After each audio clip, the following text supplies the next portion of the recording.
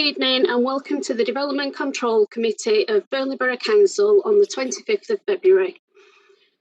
Those members present, Councillor Frank Cant in the chair, Councillor Mark Payne vice chair, Councillors Anwar, Birtwistle, Chowdhury, Gill, Graham, Hall, Harbour, Johnston, Kelly, Khan, Mottershead and Sumner. Officers supporting this meeting, Paul Gattrell, Alec Hickey, Erica Eden-Porter, Amanda Rumbelow, Alison McEwen and Chris Gay. And we also have two members of the public who will be addressing the meeting under the right to speak policy. That's Stephen Hartley and Brian Sumner. And if I can note that Councillor Ishtiaq has also joined the meeting. Thank you, Thank Chair. you for that, Alison.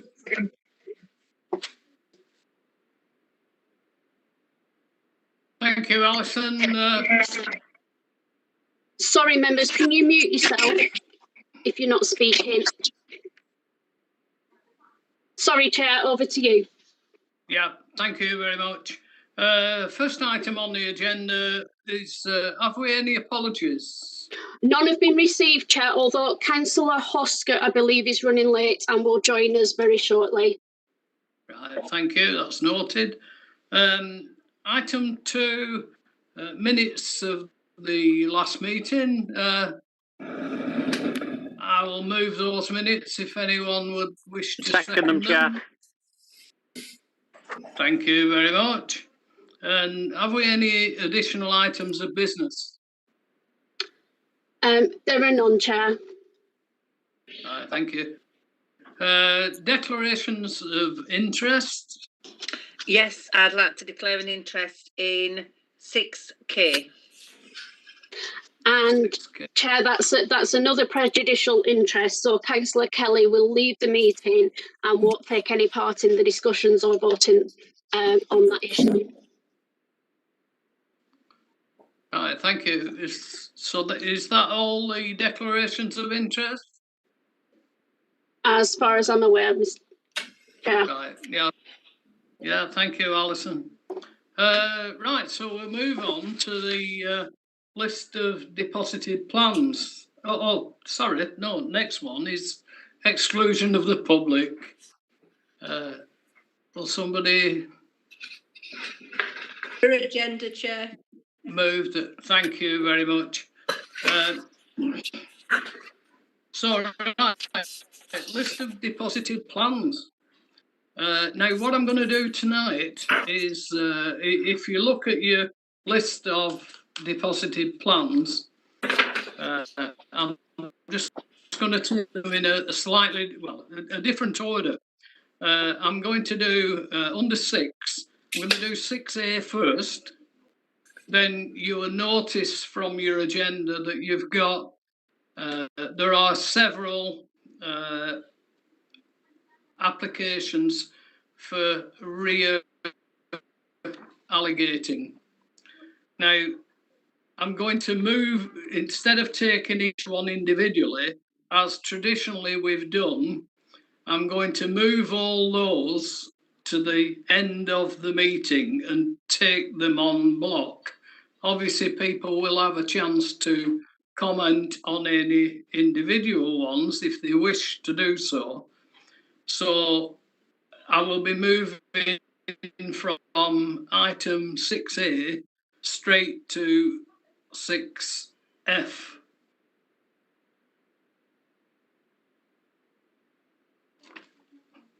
Right, so are we okay with that? So I'll move on. So the first item is, as per your agenda, number 40, Springwood Road, Burnley. We have no speakers, so if I could put it through, I think Alec Hickey is taking this report. If you would move your report, please, Alec. Yep, thank you, Chair. So the application reference number is FUL 2020-0492, and it's for the extension to the existing multi-span polytunnel at 40 Springwood Road, which is known as Springwood Nursery and Garden Centre. The application is before a committee, as we have received one objection. The application itself site is located within the urban area as defined in the local plan, and it seeks for an extension to the multi-span tunnel with an approximate measurement of 14.6 metres by 31, with a maximum height of 3.9 metres, and will comprise an additional 6 bays to the existing tunnel. With regards to the principle of the development itself, that is established through the existing lawful use of the site for a garden centre. In terms of the objection that we received, it relates to reduction in sunlight to rear amenity space and being unsightly. The main areas that officers consider to be assessed are the impact on the character of the area, including design, and the impact on amenity. With regards to the impact on the character of the area, the ground level of the nursery is set at a lower level to the properties on Brunshaw Road, and it is screened by existing hedges and mounds that were previously approved under applications for the site in 2008 and 2009. It is the intention that those are retained. It's acknowledged that the multi-span tunnel is of a typical character you would find on this type of business, and officers don't believe, given its size and siting adjacent to an existing similar tunnel, that it would have a significant harmful impact on the character of the area. With regards to the impact on the amenity, as noted, the site is set at a lower level. It is a maximum height of 3.9 metres and is predominantly contained within the site and furthest away from properties over the existing polytunnels. For that reason, officers are satisfied that there would be no impact on, no detrimental impact on residential amenity as a result of the application being approved, and we're therefore recommending approval subject to the conditions set out. Thank you, Chair. Yeah, thank you very much. Would any member wish to contribute? I'm happy to speak. Thank you, Councillor Graham. It's a very well-run nursery, is this, and a good neighbour, I would have thought. The parking is well away from the area where the extended polytunnels are proposed to be, and I see absolutely no reason why we should not approve this application. Thank you, Chair. I'll second that, Chair. Councillor Graham's right. I can't see any particular problems with this. I'm not declaring an interest, but I am an occasional customer of this establishment, although I very much doubt I will be until I get my knee sorted out. So I'm happy to second what Councillor Graham's moved. I hope I actually get to use the place this year, but don't count on it. Yeah, thank you very much. I presume that Councillor Graham did actually move it.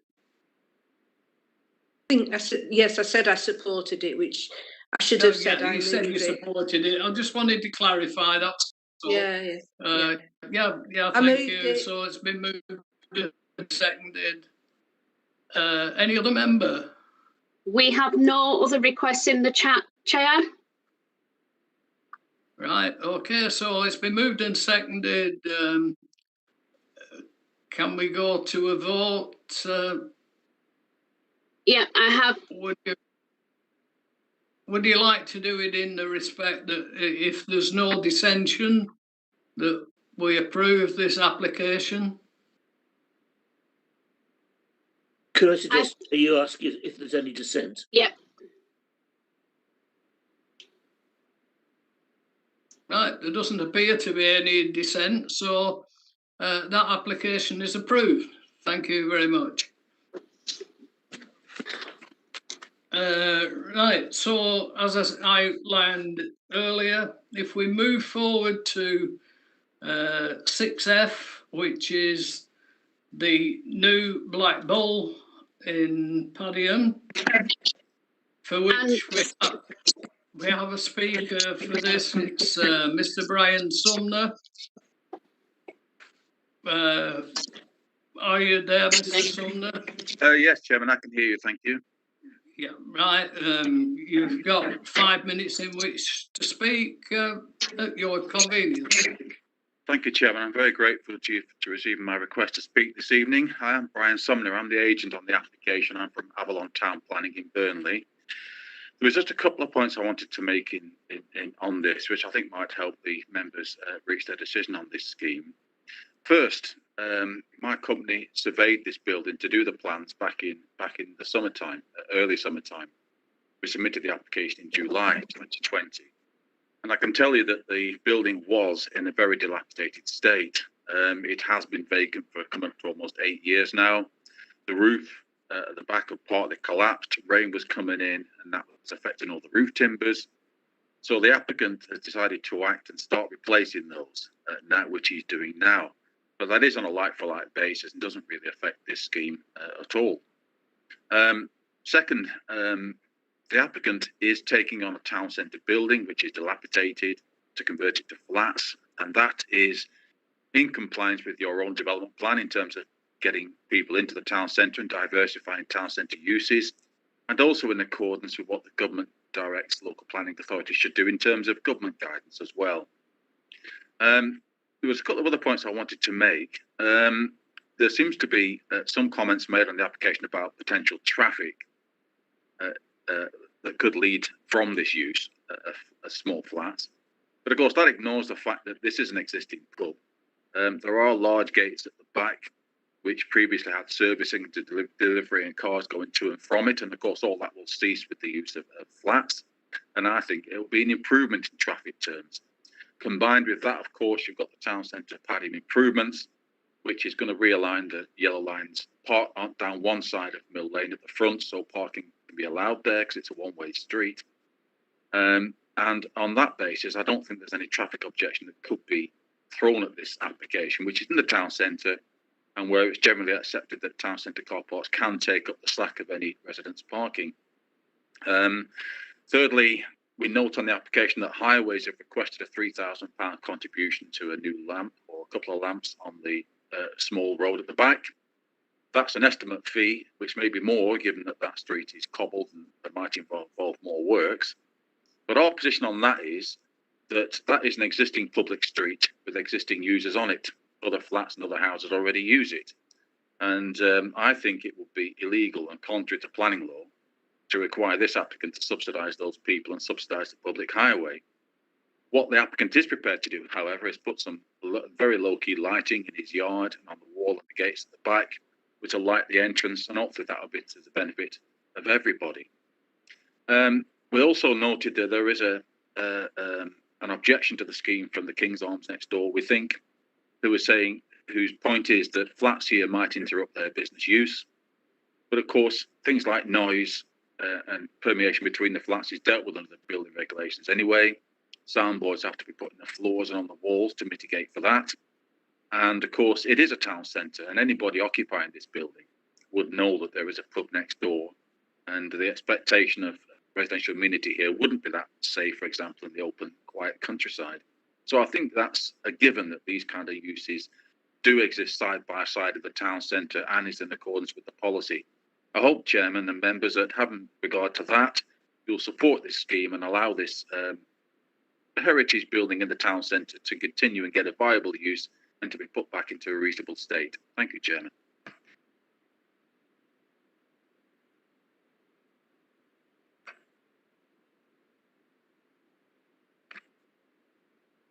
Chair, I think you're muted. Yeah, sorry, I am, yeah. Right, so can we move to the officer's report, please? Yes, thank you, Chair. Can you hear me okay? Yes, thank you. This application is before... Sorry, there's a lot of feedback on here. Can you still hear me okay? Yeah, Erica, someone was unmuted. I've just muted them, so you should be fine now. Thank you. Thank you. This application is before committee because neighbour objections have been received. The application reference number is FUL 2020-0337. It's the new Blackpool, 46 Mill Street, Padiham. The application relates to a vacant public house in Padiham Town Centre. It's not been occupied for around 7 years, and despite being marketed for most of that time, it's not been able to attract a new operator. The building is 2 storeys, with the ground floor having been used as a pub and the floor above as residential accommodation. It's located in a terrace of properties that front Mill Street, with residential apartments to one side and the King's Arm public house to the other. And to the rear is a yard with later extensions, access via the back street. Building dates from the early 1800s. It's a heritage asset, and that's reflected in its local listing. And it's also located in Padiham Conservation Area. This application seeks permission to convert the building into 5 flats of varying sizes, split horizontally across the building. And due to the nature of the building, 4 of the flats will be accessed from the rear. The work largely involves internal alterations, with external works being limited to a small single-storey extension to the former toilet block that will add 2 metres to its length and introduce new openings. There is no on-site parking provision. During the determination period, the proposals have been amended to retain the traditional sash windows and the panelled front door to the front elevation in order that it is restored sensitively. The scheme has also been amended to improve the level of daylight and outlook to the rear ground floor flats. The consultation responses that we received are summarised in the report before you. 7 letters of objection have been received, raising issues including lack of parking, loss of residence parking on the rear back street, inadequate refuge storage, overdevelopment of the site, loss of privacy through overlooking, increased noise and disturbance, and noise complaints that could prejudice the operation of the pub next door. These matters have been considered in detail in the report. In terms of the principle of development, the loss of the public house and its replacement with flats has been assessed as acceptable in principle. Having regard to the marketing evidence before you, the existence of other public house facilities in close proximity and the lack of community support for its retention, the site is in a sustainable and suitable location for residential use of the type proposed, and it will secure the long-term future of the heritage asset. The principle of development is therefore acceptable. In terms of its impact on heritage assets, the proposal has been assessed against the significance of the building set out in the report. The physical works proposed are found to maintain its architectural and its historic values. However, the proposal would cause less than substantial harm through the loss of its communal value and sense of identity, really, as a historic public house. This harm is considered to be outweighed by its sensitive restoration of the front elevation and the wider public benefit of returning this building to a viable use. The proposal is also found to enhance the character and appearance of the conservation area in accordance with the relevant statutory duty. In terms of visual amenity, the proposed external alterations are confined to the rear of the building and would have very limited impact. In terms of impact on neighbouring amenity, the building is situated in a compact area of the town centre where standards of amenity are already compromised. The change of use of the building is not considered to result in an unacceptable impact on residential amenity over and above that of its lawful use as a public house. It's also considered that levels of privacy, overlooking and natural light would not be unacceptably impacted over and above the current situation. Careful consideration has been given to the living conditions of future occupiers of the flats. And whilst the rear ground floor flats have somewhat limited outlook, the overall standard of amenity is found to be acceptable. It is not a new build development, and as such, the size and layout of the flats balance giving both acceptable amenity and conservation. It's small. Overall, they are considered to be well laid out with good facilities. Outdoor space is limited to a small area suitable for sitting out in the rear yard. However, the site has convenient access to the Memorial Park and Padiham Greenway, such that these are considered to be suitable alternatives to on-site provision. Noise transmission is considered to be capable of adequate mitigation secured through connection. And with regards to highway safety, The site is in a highly sustainable town centre location. It has convenient access to public transport, services and facilities such that future occupiers may choose not a car. And given these factors, a lack of parking provision is not considered sufficient to warrant refusal. The rear alley is unlit, but it has a degree of activity and natural surveillance and passive lighting such that the lack of street lighting does not present an unacceptable impact on highway safety. The applicant has agreed to lighting, subject to control details through condition. Overall, the proposal is considered to represent a sustainable form of development. There are no material considerations that would indicate the application is therefore recommended for approval. Thank you.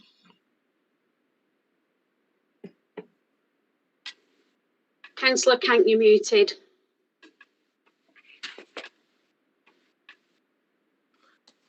Yeah, my apologies again. Right, so we'll move on. Any member, please? Chair, I have tried to put in a right to speak, but I think Peter's just done that before me, so I'm happy to wait for Peter. Yeah.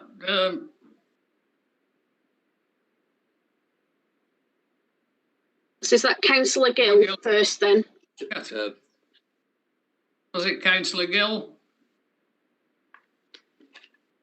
Thank you. All right. I don't know if people are aware of Back Shuttler Street and Calder Street. Looking at the plans I have in front of me, it's making the street look a lot wider than it is. I appreciate they used to get deliveries there, but I don't reckon one of those wagons will get down back of there. It is very, very, very narrow. I do work on Back Shuttler Street as it already is through my window cleaning. And for the traffic, what it may bring, I do believe the car parking is going to be a serious issue. I'm also under the impression that on Mill Street, one side halfway up and then halfway up on the other side will be getting double yellow lines. It's a tough one because of the building is in desperate need of repair. It is dilapidated, and although I do think the flats are a good idea, the problem I have is for car parking, and that is a very, very sharp 90-degree bend.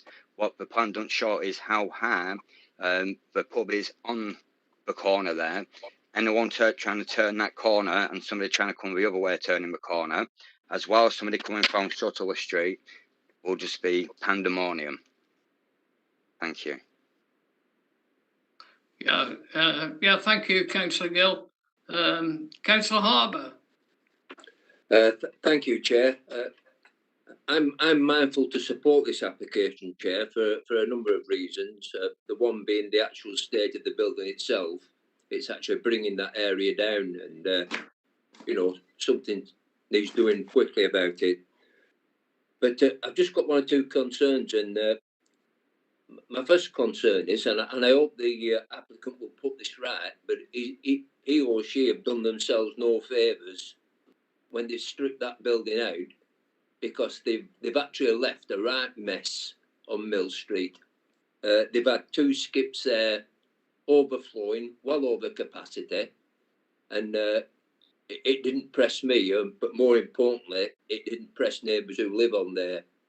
To be fair to them, the area is a lot cleaner now. I think we all accept that you are going to have some disruption when buildings are being renovated, but again, I will say that the applicant hopefully will make a better job of it when he's actually renovating inside the property and outside the property.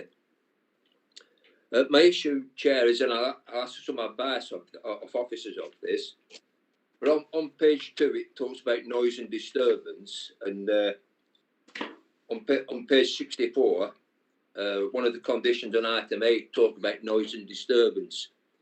I appreciate the agent said in his 5 minutes talk that he was mindful of what the people at the King's Arms had said and how it might affect their business. And I think we're all realists, and we all understand that if you're going to go and buy or rent a flat, which is next door to a pub, you can expect a bit of noise. And I've got to admit, I think people who live in Padiham and one or two others may know that corner can get quite lively sometimes. But my point is, and I'd just like to know a legal point on this, is that if residents did move in there and then suddenly started complaining about the noise or possible noise from the King's Arms, then where would we stand? Now, you might turn around and say, this is not a planning matter. But I just think that it's only fair that this committee can give some reassurance to the people who run the King's Arms that their business would be unfairly treated if people suddenly started making complaints about the noise. So, as I say, I am mindful to support it, but it would be nice to be reassured regarding the possibilities of noise levels. Thank you, Chair. Yeah, thank you, Councillor Harbour. Any further comments?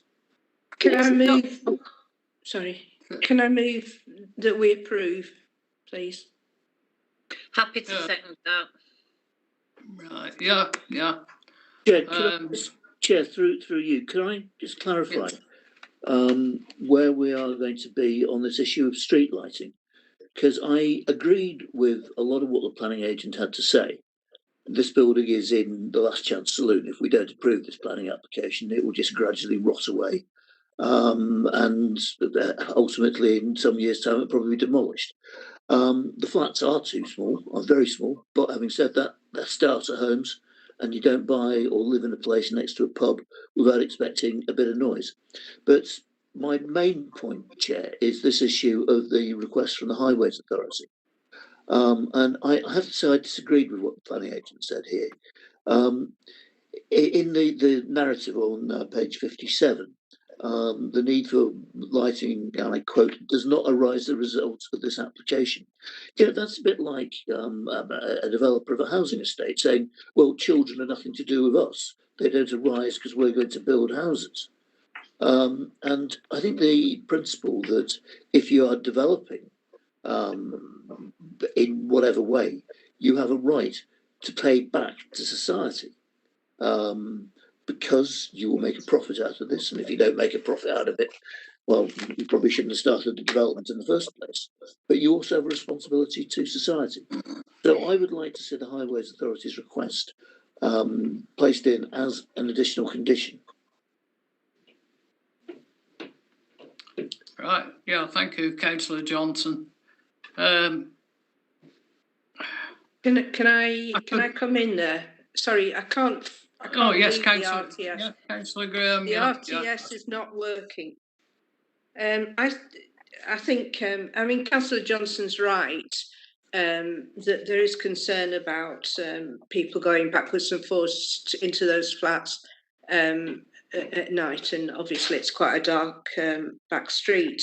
But I think that condition 9 takes care of that, providing the planning officers are satisfied that the external lighting proposed, then that's fine. It seems much more appropriate to me to put a couple of motion sensor lamps on the back rather than go to all the expense of putting in a new lamppost, which probably wouldn't be a heritage lamppost in that conservation area. So yeah, so long as condition 9 is adhered to, I think that it will be okay.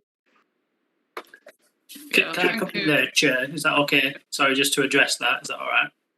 Oh yes, right. Yeah, I think that we would be satisfied that condition 9, being prior to first occupation, does allow us to look at the details of the external lighting.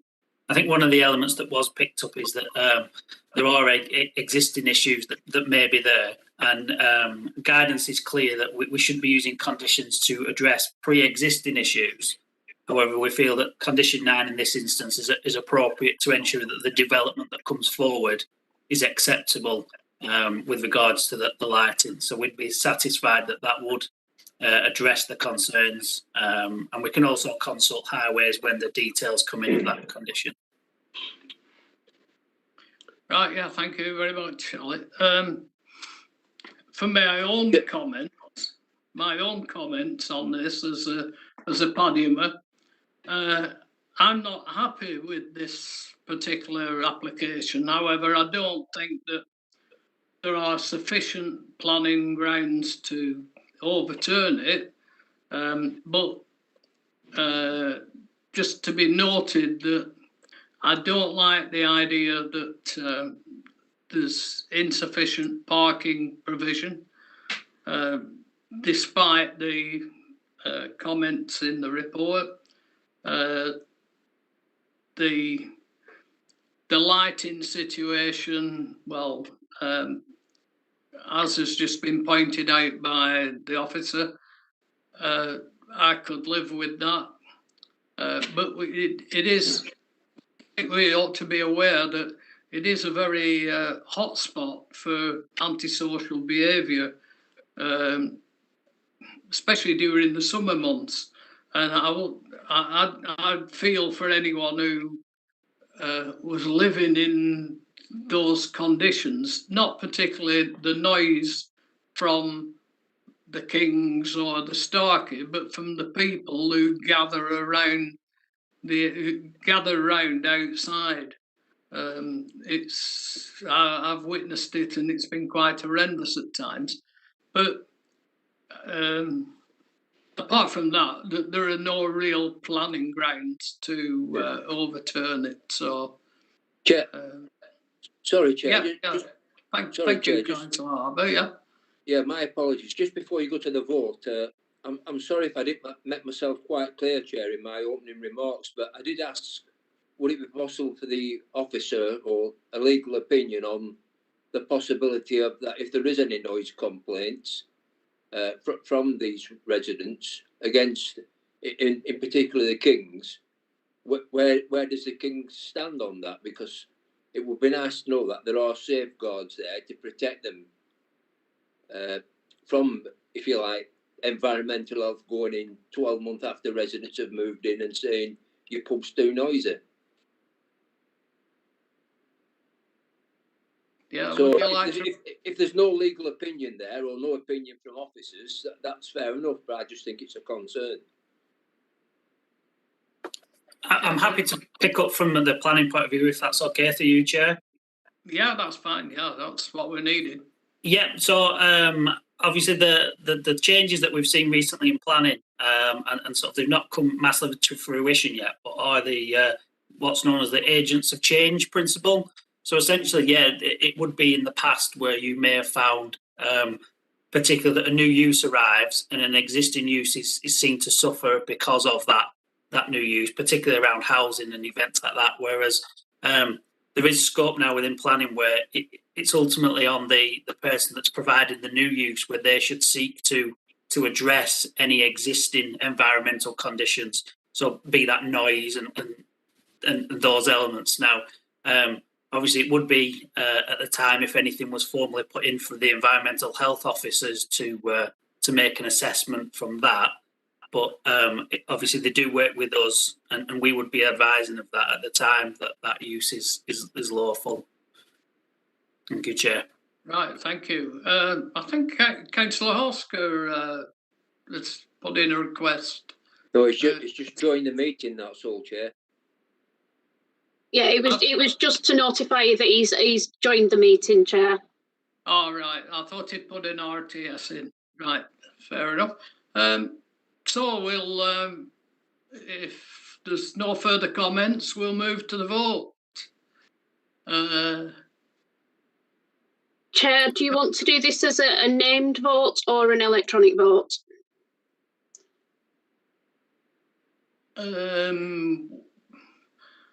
Well, first of all, let's see if there are any dissent. Yeah. Have we any dissent from the officer recommendation for approval? Yeah. Councillor Gill. Right, so we'll go for an electronic vote then, please, Alison. Okay, just bear with me then, Chair. It's already prepared. Chair, because I've just got here, I won't be able to vote on this, will I? No. No, I'm sorry, no, I don't think you will. Chair, if I can, as Councillor Hosker hasn't heard all the information, it's for him to make that decision as to whether he feels it's appropriate to vote or not on the matter.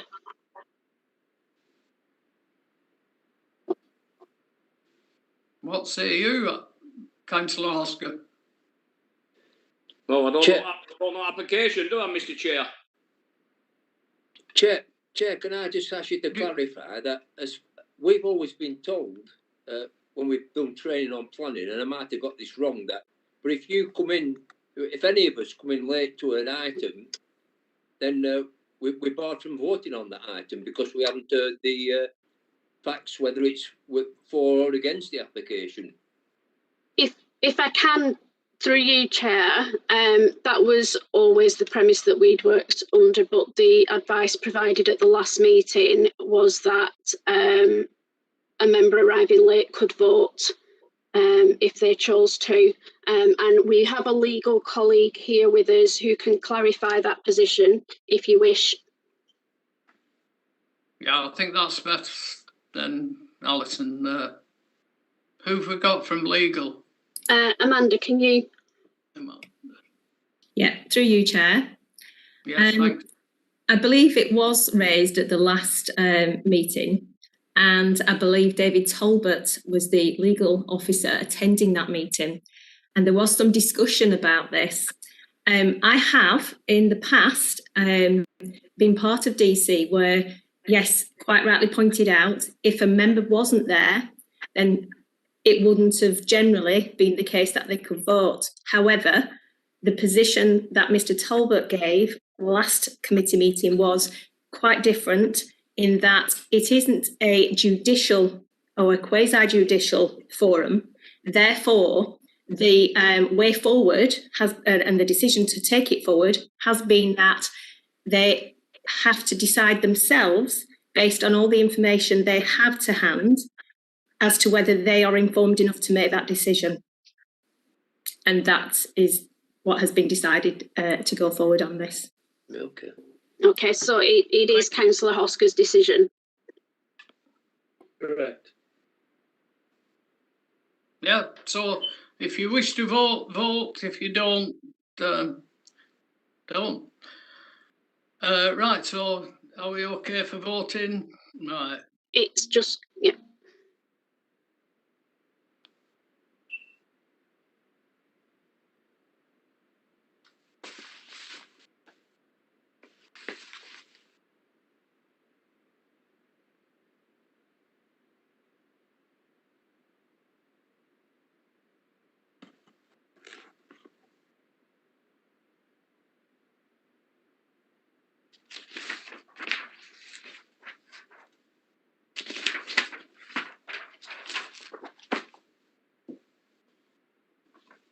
Okay.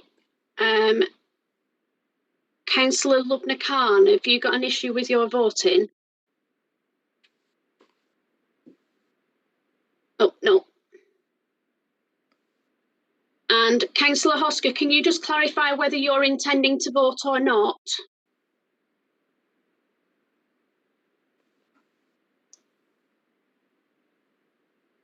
For God's sake.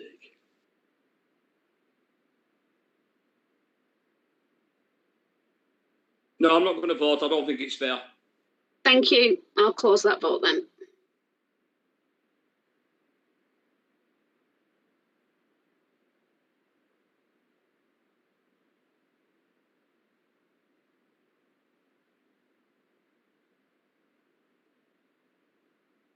Okay, so we have 13 for, so that is approved, Chair. Right, thank you very much. So that application is approved. We move on now to item G, which is Stockbridge Road in Padiham. We've no speakers for this one, so we've got, that's back to Alec to present a report, please. Thank you, Chair. Yeah, the application reference number is FUL 2020-0411.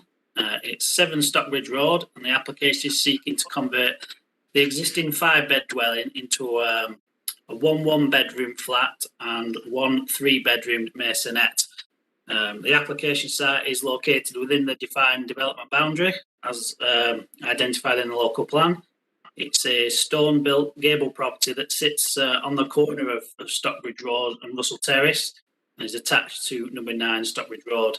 The area is predominantly terrace properties and is within close walking distance to local shops and amenities within Padiham Town Centre. As noted, the application seeks consent for change of use from the existing property to 2 flats, as set out per the submitted drawings. All bedrooms will be served by natural light, with the existing rear yard area to be used for refuse and recycling. It should be noted there was an application of a similar nature approved in 2017. However, the time for that to be implemented since expired, which has resulted in the new application coming forward. There have been ongoing discussions with Highways in terms of the application, and they've now raised no objection subject to the agreement on the cycle storage and refuse being contained within the curtilage. We have received neighbour objections with regards to structural faults, arrangement of refuse, parking pressures and antisocial behaviour. It's worth noting that a number of those don't form material planning considerations and are dealt with through other matters.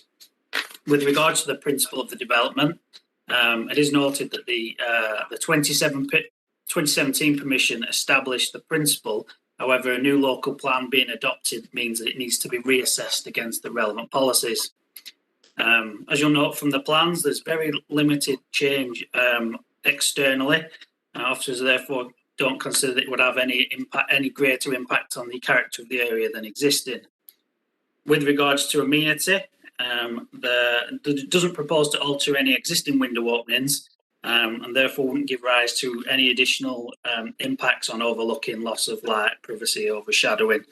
The neighbour objections are noted. However, things like structural issues and social behaviour are not planning matters that we can accommodate at this time.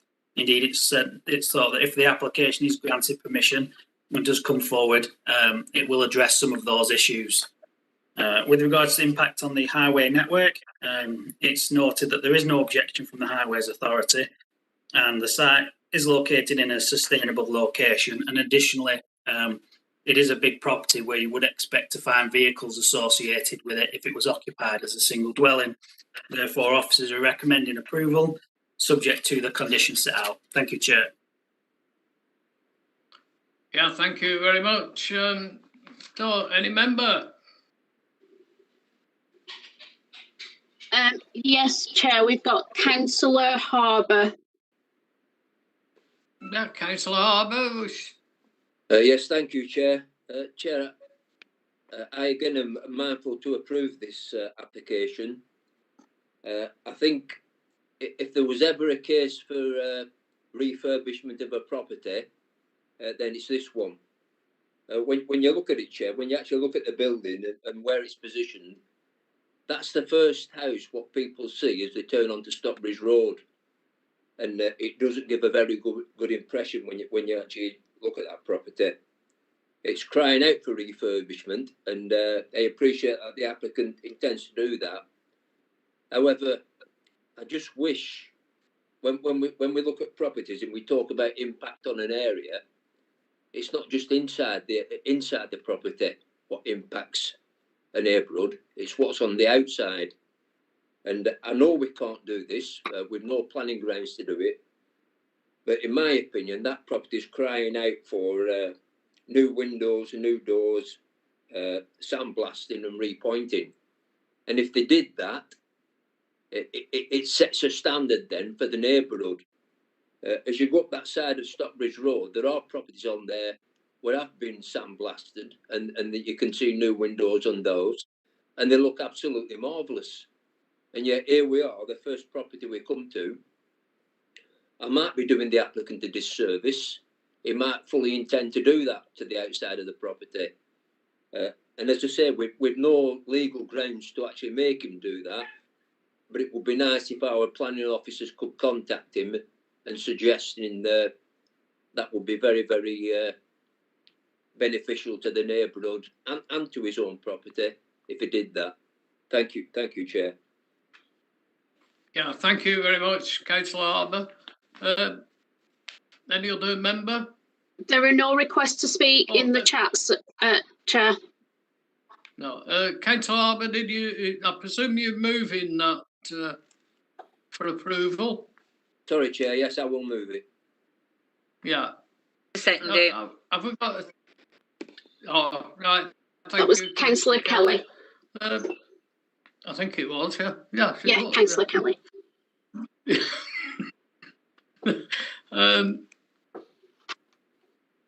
So again, we'll, if there's no further comment, we'll go to the vote, and I'll do it simply by, have we any dissent on this application to be approved?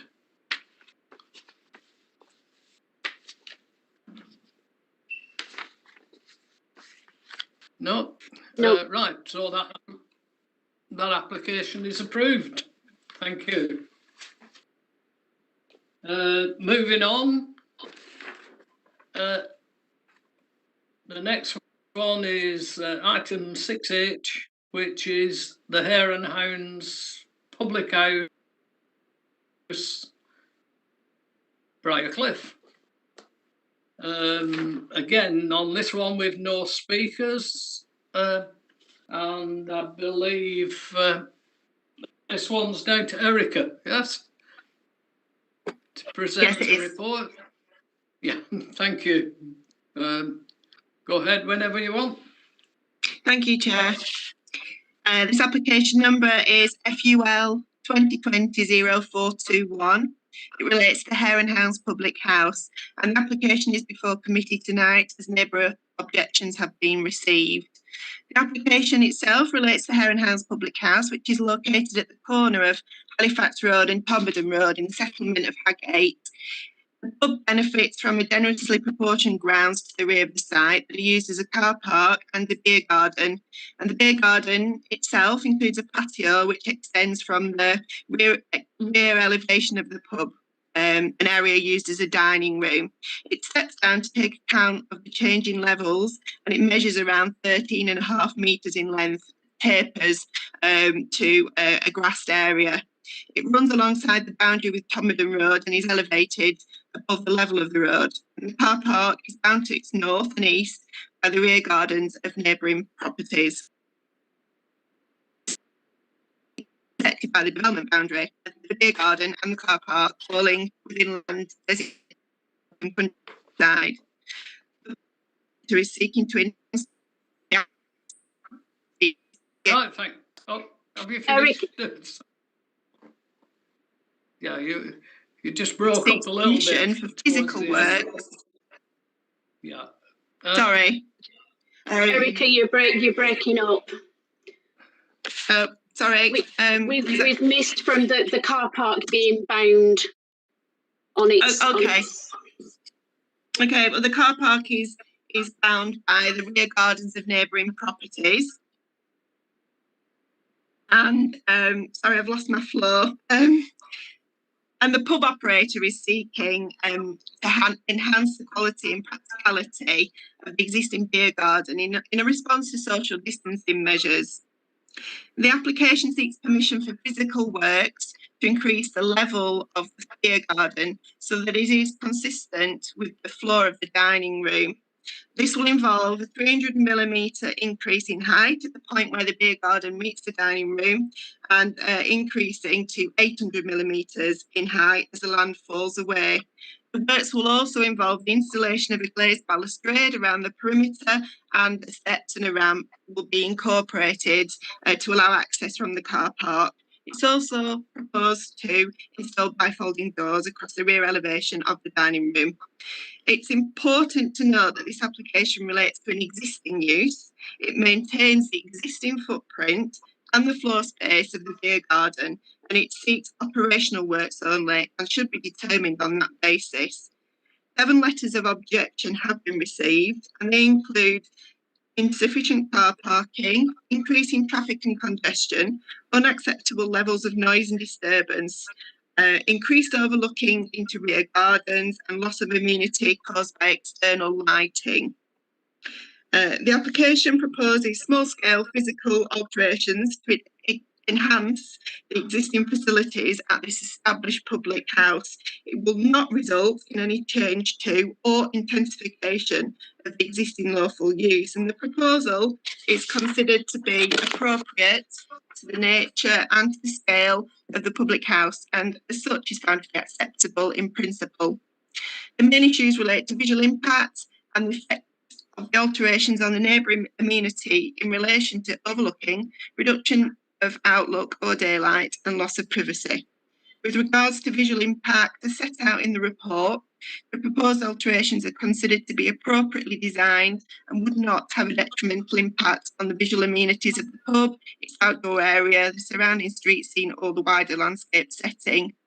With regards to the effects of the physical works on neighbouring amenity, the low-rise nature of the alterations and the relationship of the beer garden to the neighbouring properties is such that it would not give rise to any unacceptable adverse impacts on neighbouring amenity beyond that of the existing situation, such that a refusal would be warranted. This would not, however, preclude investigation under separate legislation against any reports of noise and disturbance amounting to a statutory nuisance. The proposed works do not change the access or the parking arrangements, and as such raises no issues in terms of highway safety. It also does not include additional external lighting, and such would not have any more of an adverse impact to neighbours than the existing situation. Overall, it is considered that the proposal complies with the local plan. It represents a sustainable form of development, and there are no material considerations that would outweigh this finding. The application is therefore recommended for approval, subject to the conditions set out in the report. Thank you.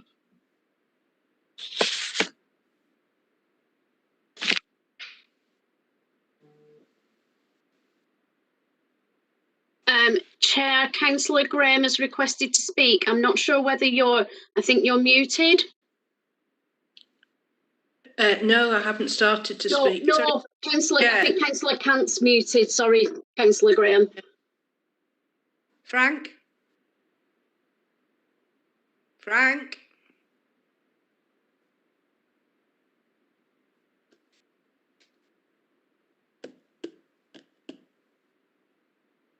That's it. Yes. I think you muted me.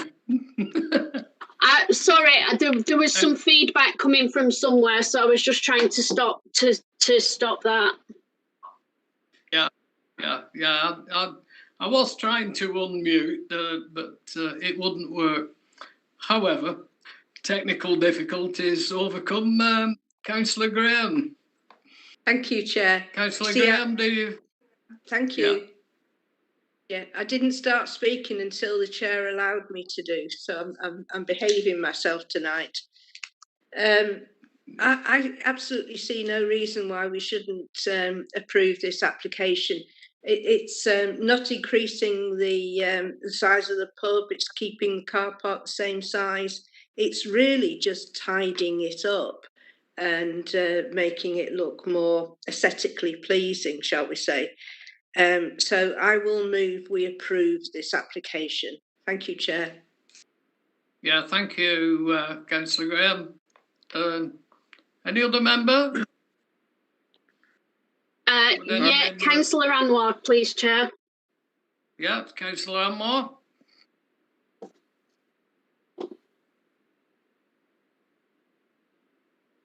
Thank you, Chair. Yeah, I was just going to second that. Thank you. Oh, yeah, thanks very much for that. Right, so it's been moved and seconded. If no one else wishes to speak, we'll go to the vote, and I'll do it in the same manner that we have up until now, well, apart from one. If there's no are there any dissensions? Are there anyone against this application being approved?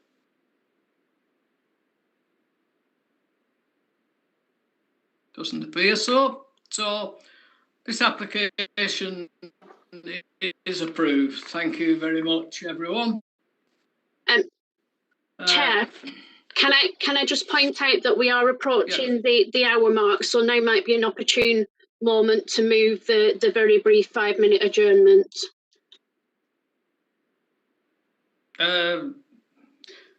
Yeah, that's possibly, yeah, if everyone, yes, so all right, so 5 minutes. Chris, can you come?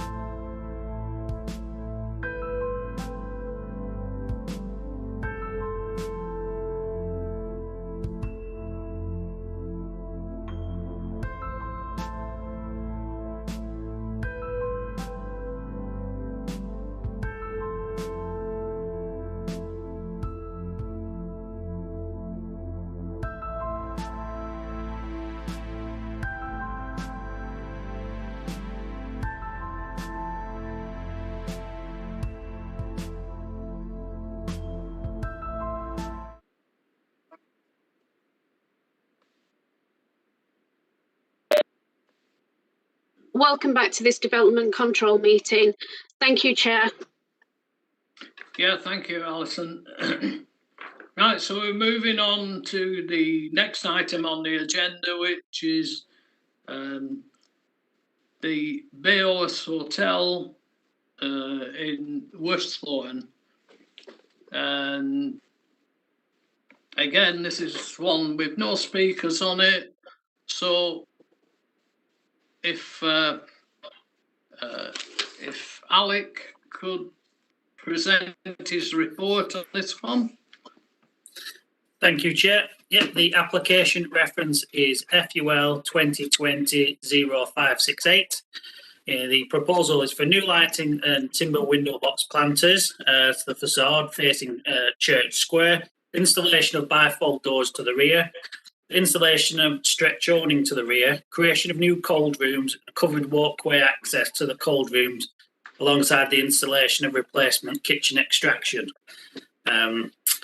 The application site itself is a public house that's attached to 2 residential properties to the east, and it forms a small terrace. It falls within the Worsthorne Conservation Area and is locally listed.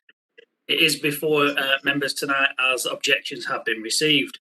The proposal itself has seen some changes sort of post being submitted as an application. This initially covered 3 covered seating booths to the rear of the beer garden. However, following officer consultation, these have been removed to limit any potential impacts on amenity. The consultation responses that we've received, and you'll probably note in the update report, the highways comments with regards to conditions on external lighting and construction deliveries outside of peak traffic.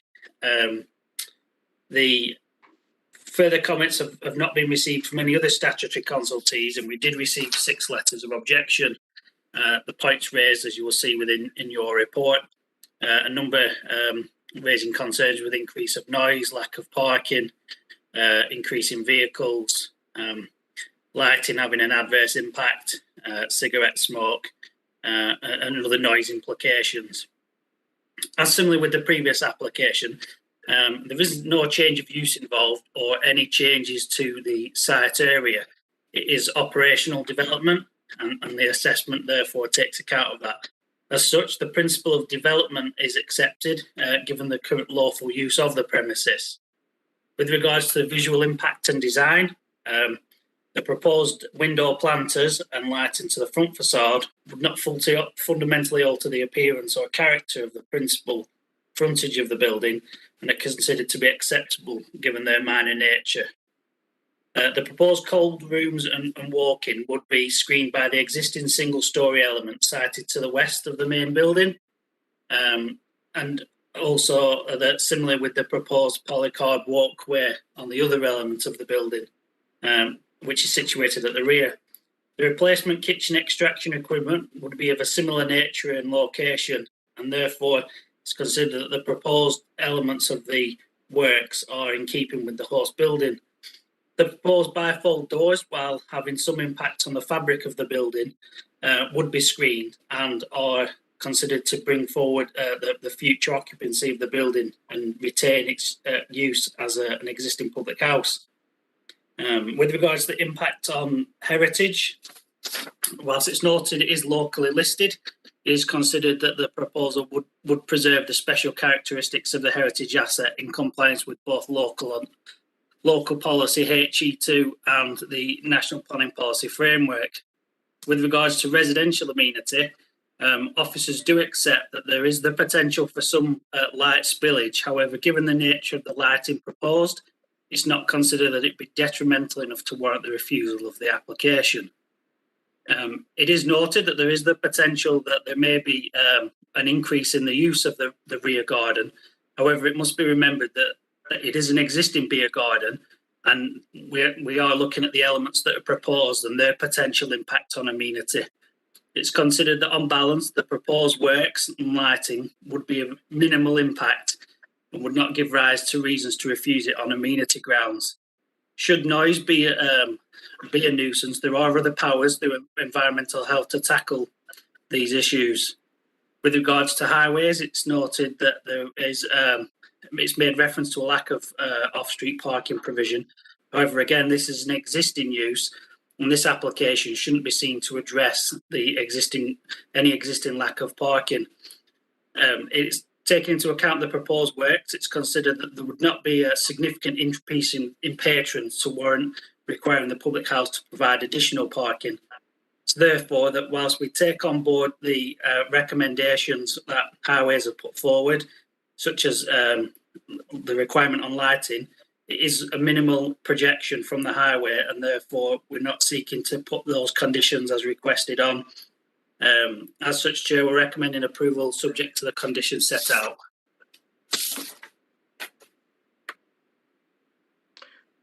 Right, thank you very much, Ali. Councillor Johnston, Chair. Any comments? Yes, Johnston. Thank you, Chair. There are no grounds to turn this down. As the officers correctly said, it's existing use. And what I would say to the residents is this: do you really want another long-term derelict building? Because that's what you're going to get. You know, look no further than the new Black Bull that we've debated earlier tonight, which has been empty for 8 years.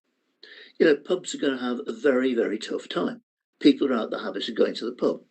And if we were to turn this down, I think this building would remain empty until presumably someone came along, it was halfway fallen down and turned it into flats. And I don't think that's what we want. John, on a personal note, which is not strictly relevant, last time I went to this pub, I had a couple of beers, got back to the car and discovered that some idiot had driven into me and done £1,200 worth of damage. So I don't exactly have particularly happy memories of this pub, although it's hardly the pub's fault that some idiot drove into my car. Yeah, thank you, Councillor Johnson. They did leave. So are you moving it? Yeah. Yeah, I'll move it, Chair. Yeah, thank you. Any other member? Happy to second I'll it. second that. Yeah. Councillor Anwar? No, Councillor Chowdhury. Yeah, thanks, Chair. I was just going to second it, but Councillor Kelly and Councillor Chowdhury got in before me. Yeah. It's not competition, you know. I'm just following procedures, Chair. I'm just following procedures and putting in a right to speak. And so. Yes, yeah. So it's seconded by Councillor Anwar, I presume. And Councillor Chowdhury, would you like to say something? Or... I just wanted to second that. Yeah. And I think I was beaten by Councillor Anwar. You was, yeah. Any other member? There's nothing in the meeting chat. No. Right, yeah, thanks, Alison. Well, again, I'll do as I've been trying to do all night. Have we any dissent on this application?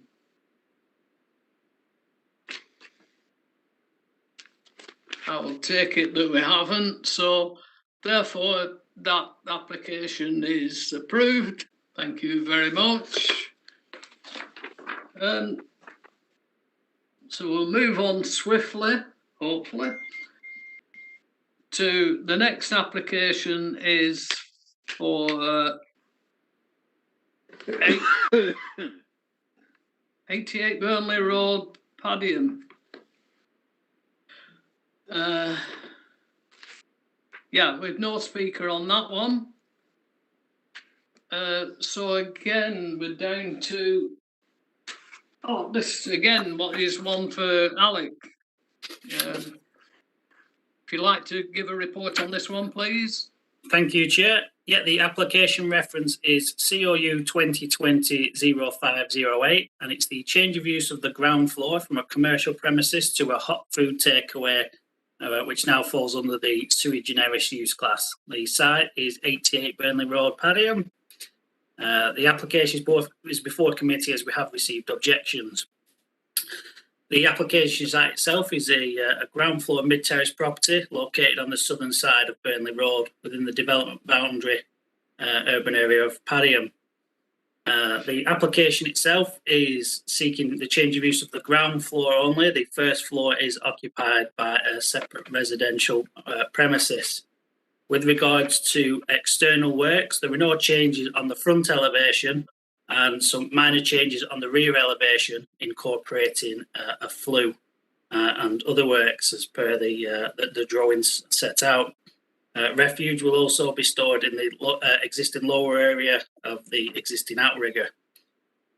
With regards to consultation comments, we have received some from Lancashire Constabulary's Architectural Liaison Officer, who's raised no objection in principle. However, they have recommended some security measures which are recommended to be attached as an informative. The application has had a number of discussions with environmental health, and following environmental health officer advice, the flue has been extended additionally above the eaves height to ensure that there would be no impact on the residential occupiers of the first floor flat or any adjacent nearby residential premises. There's been no objection from the Highways Authority, and we have received 5 letters of representation objecting to the proposal. Those objections are addressed in turn throughout the report. With regards to the considerations, the principle of the development is set out within the urban area, and therefore we look at specific policies, particularly policy TC7, which supports the provision of hot food takeaways subject to the relevant criteria being met. As you'll see within the report, the location is considered to be acceptable. It does comply with that section of the policy. With regards to clustering, it is noticed that there is an objection. However, officers must take guidance as to any planning merits that are around clustering, and it's found that whilst there is a number of takeaways within the vicinity, there wouldn't be a clustering of takeaways together within one particular row, and therefore officers are satisfied that it wouldn't give rise to clustering as meant within the policy. With regards to amenity, within that section B, the free flow of traffic and residential amenity, it has been assessed by Environmental Health and LCC Highways, who've offered no objection. Additionally, extraction orders have been dealt with through the amendments to the extraction flue, and waste will be retained within the premises itself and not on the highway to the rear. Opening hours are of a similar nature to those within the existing area, as set out within the report. There are 3 other takeaways in that premises that all operate with the latest being till 12 AM. It's therefore set out a condition to look to ensure that it operates within the same time frame as existing takeaways, so there wouldn't be any greater impact on amenity of the area, and officers are satisfied that that can be adequately controlled. With regards to the visual element and design, as noted, there are no changes to the front elevation, and the rear elevation are considered minimal and unlikely to give rise to any visual impact, given the enclosed nature of the site. As set out, there is a flat above. However, in working with the applicant to ensure that the flue is set at a higher level, it's not considered that it would give rise to any detrimental impact on the occupiers of the residential flat or any within close proximity. It is recognised that obviously it is likely to attract people who will be entering the premises later in the evening. However, given its location and surrounding uses, it's considered acceptable with the times identified by condition. As such, we recommend an approval subject to the conditions set out. Thank you, Chair. Yeah, thank you very much, Alan. Right, so any member? There's nothing in the chat, Chair. Oh, sorry, Councillor Gill's just submitted a right to speak. Yeah, Councillor Gill, yeah. Councillor Gill. Thank you, Chair. Can I say for this one, welcome to Padiham, the takeaway capital of the world. I can't support this, unfortunately. I know what you're saying when it comes to clustering, but I believe that is way more of a serious issue. If we take away the signage we see outside the front elevation picture, it will reveal there is actually indeed a restaurant there, which I don't think were mentioned. We go across the road, and as we said, outlined in the report, there is 3 further takeaways. In the town we find ourselves in now, and where we should be supporting our local businesses, putting another takeaway into Padiham, I reckon would affect the other takeaways, and would also affect them in the town where everybody is already affected. So, unfortunately, I will have to reject this. Thank you. Yeah, thank you, Councillor Gill. Councillor Graham, Chair. Councillor Graham. Thank you, Chair. I understand people's feelings about takeaways, and sometimes there seems to be too many of them in one area. Colne Road in my ward is a classic case. The issue is, though, that there are no sound planning reasons for refusal. Mr. Hickey's very clearly stated what the policies are, and that this doesn't contravene the policies. So although we might have feelings about the proliferation, there's no evidence to support that. And I'm afraid we have no planning grounds for refusal. So I will move approval of this application. Thank you, Chair. I'll second that. Thank you. Right, we've got Councillor Johnson.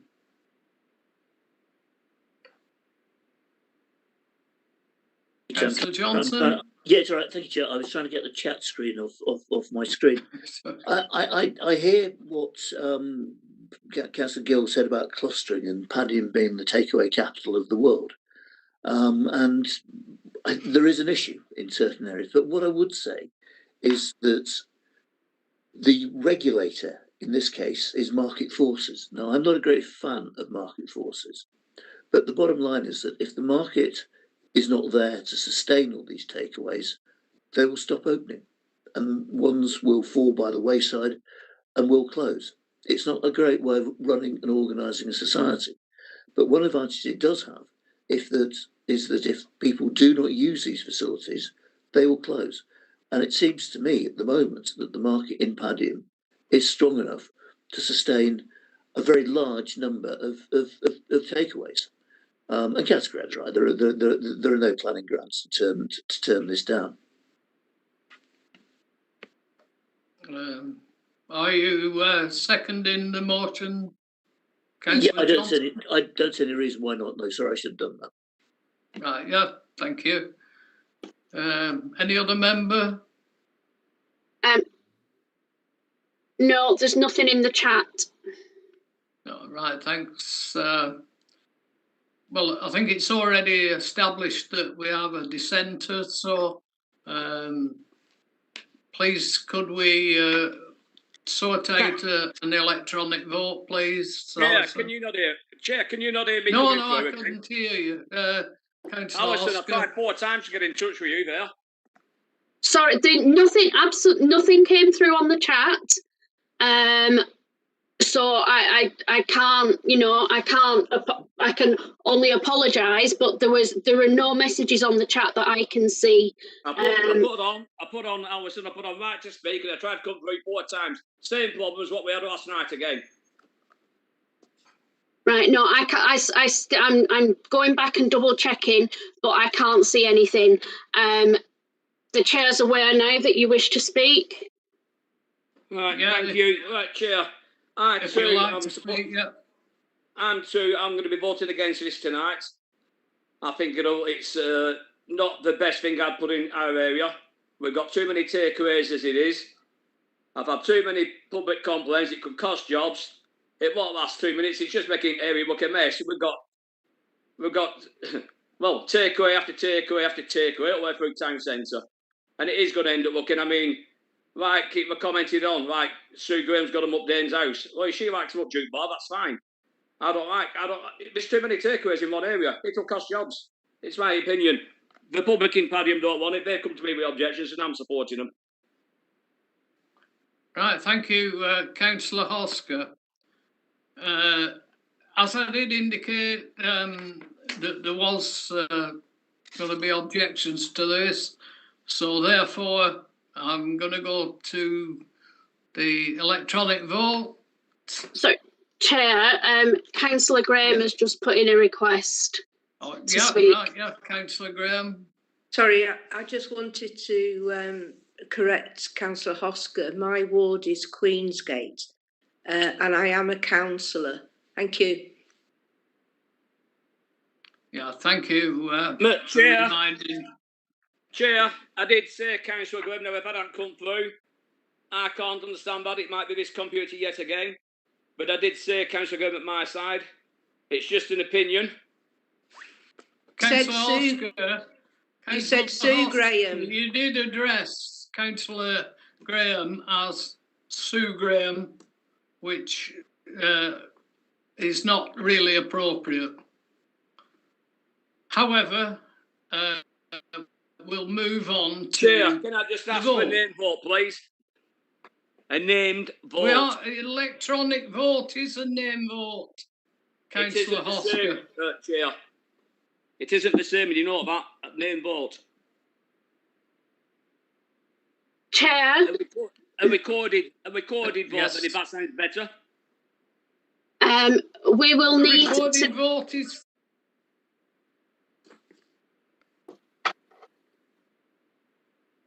we will need to have a vote then as to whether we're going to have a recorded vote, because we need a quarter of those present to support that.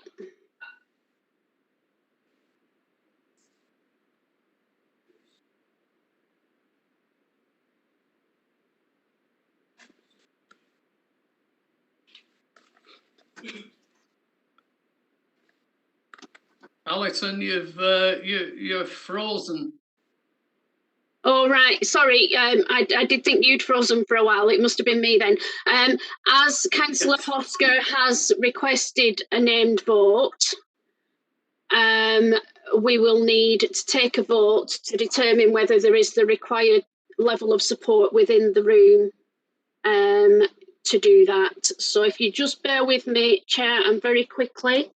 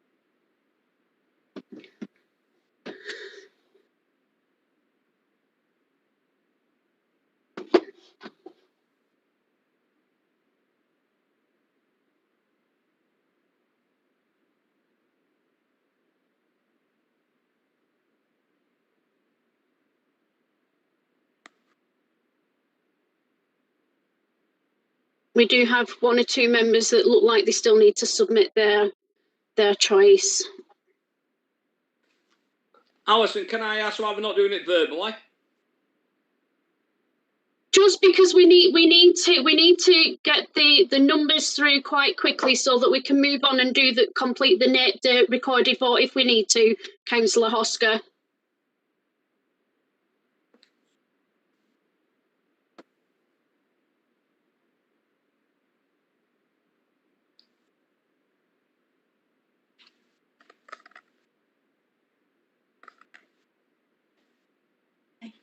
Well done.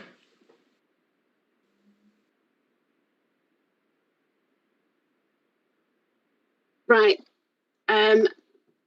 3 out of 16, so there isn't 3 out of 15. No, that's not the required level of support. So we can do it as a normal electronic poll, Chair. Yeah, thank you.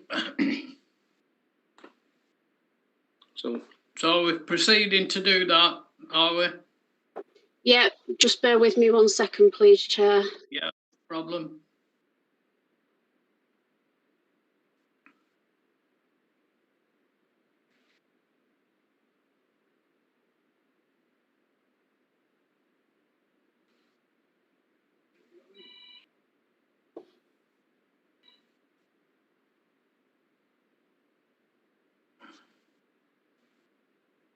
It should be live for you now, members.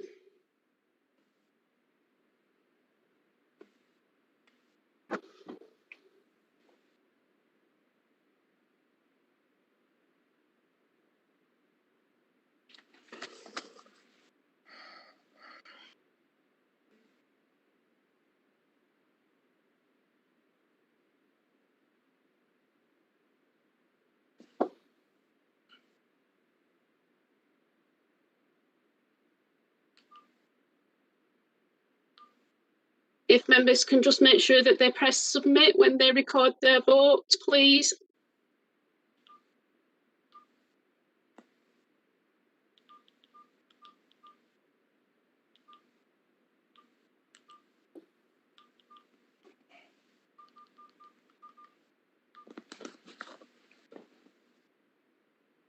Okay, so if members just want to have a look at that and confirm that your votes were cast as you intended.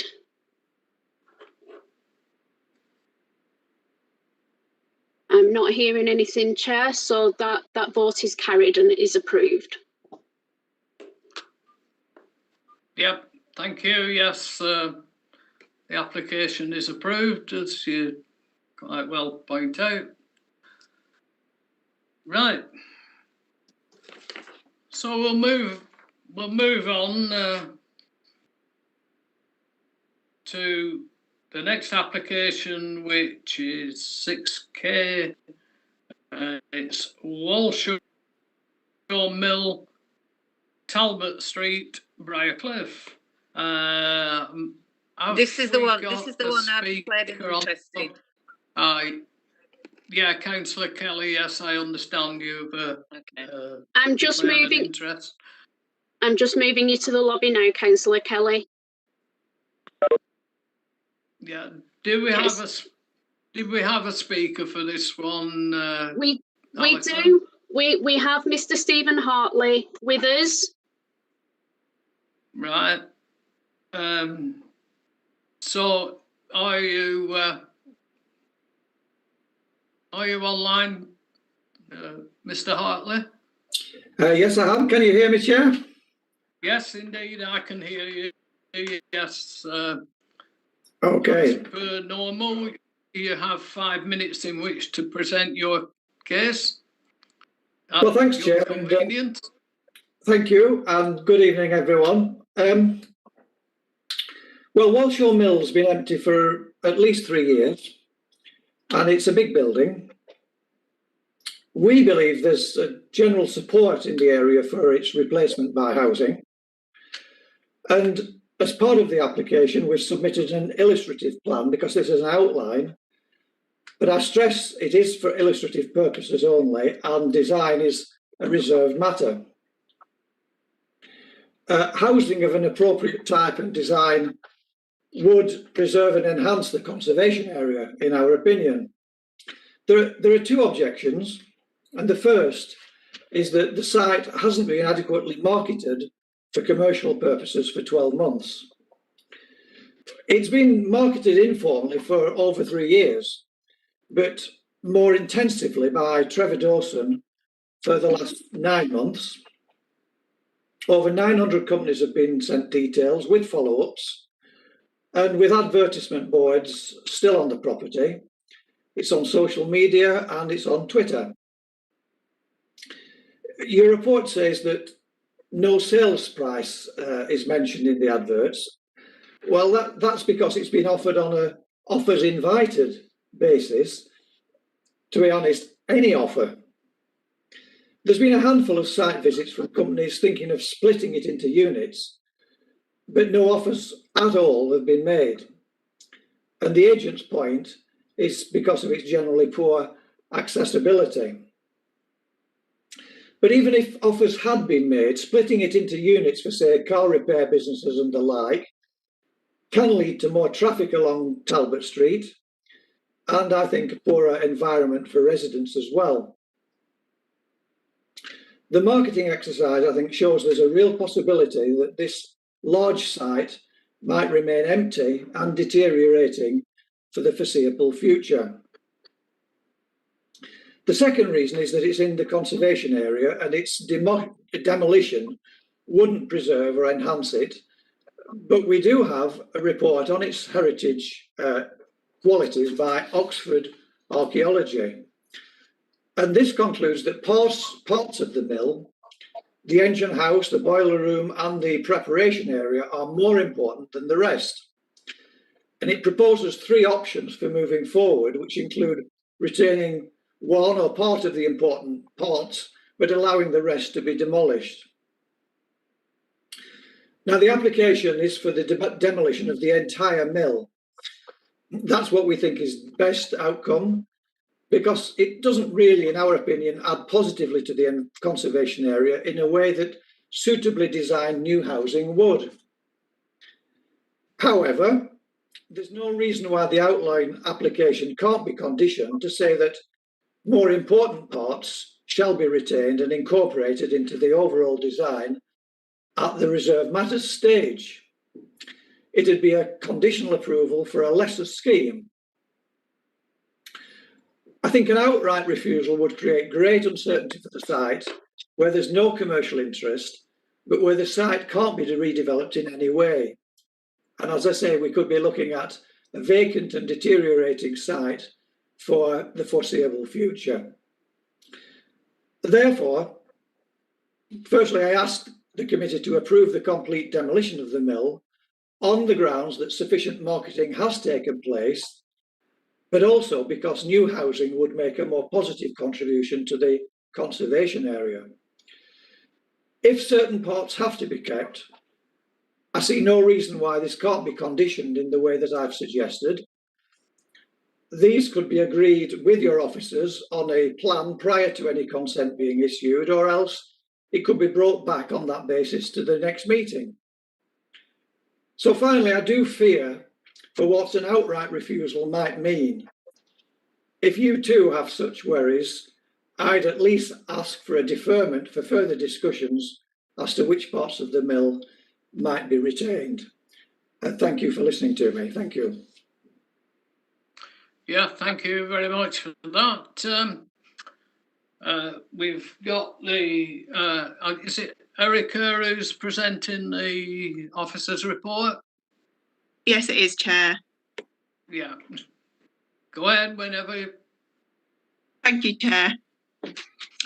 This application reference number is OUT 2020-0255. It is a resubmission of a proposal that was refused under delegated authority in May 2020. The reasons for refusal are set out in the introduction to the report, and this application has been brought to committee as a member referral under the scheme of delegation. The application site is located to the southwest of Talbot Street in Hallsdyke. It's an area of around 1.5 hectares, and it comprises a well-preserved early 19th century cotton mill, including weaving shed, engine and boiler house, and other ancillary buildings. To the western part of the site is an area of former allotments. The site is surrounded by residential development with access directly off Talbot Street. And it provides around 7,000 square metres of internal floor space that was last used as packaging and distribution in connection with the pharmaceutical industry and has been vacant since 2018. The site is located in Hallsdyke Conservation Area, which is designated as a remarkably authentic example of a 19th century Lancashire textile settlement. This application seeks outline consent for the demolition of the mill and redevelopment for housing. All matters except for access are reserved. The proposed access will be located around the midpoint of the frontage to Talbot Street, as shown in the report, and the existing access will be stopped up. Indicative layouts show a scheme of 52 new build houses. As set out in the report, there has been a prolonged period of engagement with the applicant, and during the course of negotiation, an alternative scheme showing the retention and conversion of some of the most significant elements of the mill complex was submitted for consideration. However, the revised scheme could not be dealt with an amendment to the outline as it required full details. Consultation responses are set out in the report. The responses make recommendations for conditions that would be necessary to ensure the development is carried out in a satisfactory manner. An objection has been raised by Briarcliff Parish Council. The objection is made on a number of grounds, including highway impacts, loss of an employment site, heritage impact, scale of development, lack of open space and capacity within local schools. 8 letters of objection have been received on grounds of highway impacts, neighbour immunity and the demand on local schools and services. The main issues for consideration are the effects of the proposal on the significance of heritage assets, the loss of the employment use and highway safety. So in terms of impact on the conservation area, in considering proposals affecting conservation areas, there is a statutory duty imposed on the local planning authority to pay special attention to the desirability of preserving or enhancing the area's character or appearance. And this is referred to in the NPPF and local plan as significant. It means it's special interest. And the courts have ruled that the statutory duty applies a very strong presumption against the grant of permission in cases where harm to significance is found. In all cases, harm should be minimised or avoided where possible. So the NPPF and the local plan categorises harm to significance as substantial harm. This is harm that would have such a serious impact that the special interest would be mostly lost. And the second category is less than substantial harm. And this covers every other level of harm and is a very broad category. And these two categories of harm trigger different tests in terms of how that harm should be justified. So in order to first assess the degree of harm arising from a proposal, you need to establish how the Walshaw Mill site contributes to the significance, the special interest of the heritage asset, which in this case is the Hall Site Conservation Area. So the special interest of the conservation area is set out in a lot of detail in the Conservation Area Appraisal, which the Council published in 2018. It sets out that the conservation area is designated as a very well-preserved cotton weaving settlement with a largely unaltered mix and layout of mill workers' houses and mill complexes, with all but one of the original 6 mills surviving. The conservation area was extended in the 80s in recognition of the contribution of Walshaw Mill, amongst other buildings, to the significance of the conservation area. And the appraisal states that it is vital that the remaining mill complexes are retained as they are essential to the character as well as the appearance of the conservation area. The applicant's own submitted heritage assessment finds that Walshaw Mill is a well-preserved example of its type, and it holds heritage interest in itself, which will be lost through demolition. The mill has value as part of a group of mills that collectively make an important contribution to the significance of the conservation area. And the applicant's own heritage assessment concludes that the loss of the mill would erode the character, the historic context and the setting of the conservation area to the extent that the level of harm would be moderate or large. This level of harm is considered to be at the higher end of that broad category of less than substantial. The Council's Heritage Planner supports this view and states that the loss of the mill would result in a need to redraw the boundary of the conservation area to remove the site, and this in itself demonstrates the adverse effect of the proposal on the conservation area as a whole. As less than substantial harm has been found, the local plan policy HE2 requires that harm to be weighed against the wider public benefits of the proposal. And for a public benefit to be accepted, there should be no other less harmful means of delivering that same or similar benefit. The applicant justifies the level of harm against 5 public benefits: removal of HGVs from surrounding residential streets, provision of open space, affordable housing, preventing a more intensive use of the site for employment uses, and removal of an incompatible use within the residential area. And the report considers each benefit in turn and finds that in most cases these benefits are unsubstantiated, and in all cases the applicant has failed to demonstrate that those same benefits could not be delivered by an alternative and less harmful scheme. Therefore, the level of harm is not justified as being necessary to deliver the benefits, and when considered as a whole, the stated benefits are not considered sufficient to outweigh the harm caused when having regard to that statutory duty. The applicant's heritage assessment advocates the preservation of the mill as a local heritage asset, and it provides options to retain and convert the most significant parts alongside new housing as a means of striking a better balance between harm and public benefit. So to conclude on this matter, the proposal will result in the total loss of significance of the mill as a local heritage asset, and it will result in less than substantial harm to the significance of the conservation area. The level of harm is not justified or outweighed against the stated public benefits, and in such circumstances, approval of the application would be contrary to the local plan, to the MPPF and the relevant statutory duty. Impact on the significance of other heritage assessments are covered in the applicant's heritage statement, and officers are satisfied that the proposals would not directly affect the significance of other heritage assets. The other main matter of consideration is the loss of the employment use. Large sites such as this, the employment use, are afforded protection in the local plan in recognition of their contribution towards meeting the borough's overall employment land needs.